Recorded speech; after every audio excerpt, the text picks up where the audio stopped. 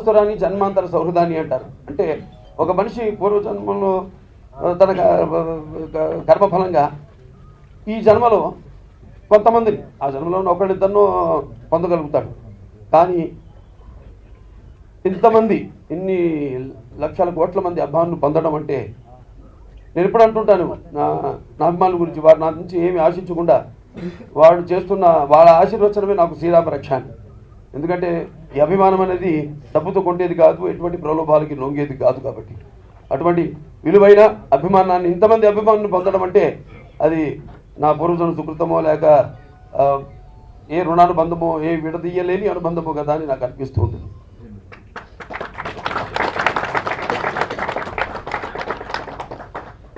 వాగర్తావి సంపర్కం వాగర్త ప్రతిపత్తయే వందే జగత పితరో పార్వతీ పరమేశ్వరం నా గాయత్ర పరమంత్రం నా మాతృ పరదేవత నా హరే భరతస్త్రాత నాందుతా పాతకం పరం అంది మాతృ ప్రార్థన.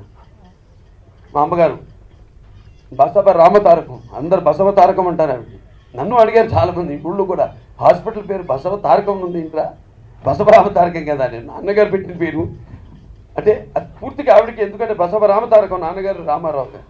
ఆ రామ అనేది ఆవిడకే అంకితం ఆవిడ పేరు నా పేరు ఉండకూడదని ఆయన బసవ తారకం పెట్టడం అని నేను అనుకుంటాను. ఎందుకంటే ఏది చేసినా ఆయన దాంట్లో ఎంతో అర్థం పరమార్థం ఉంటుంది నాన్నగారు చేసిన దాంట్లో. అలాగే నేను కూడా నా అబ్బాయి మోక్షాగ్నికి నాన్నగారు మోక్షాగ్ని అని పెట్టారు పేరు. తారక రామ తేజ, తారక రామ అని పెట్టింది నేను దానికి. అంటే ఎందుకో ఇది కాకతాళీయమో యాదృచ్ఛికమో ఈ వరవడి ఎప్పటి నుంచో మొదలైంది.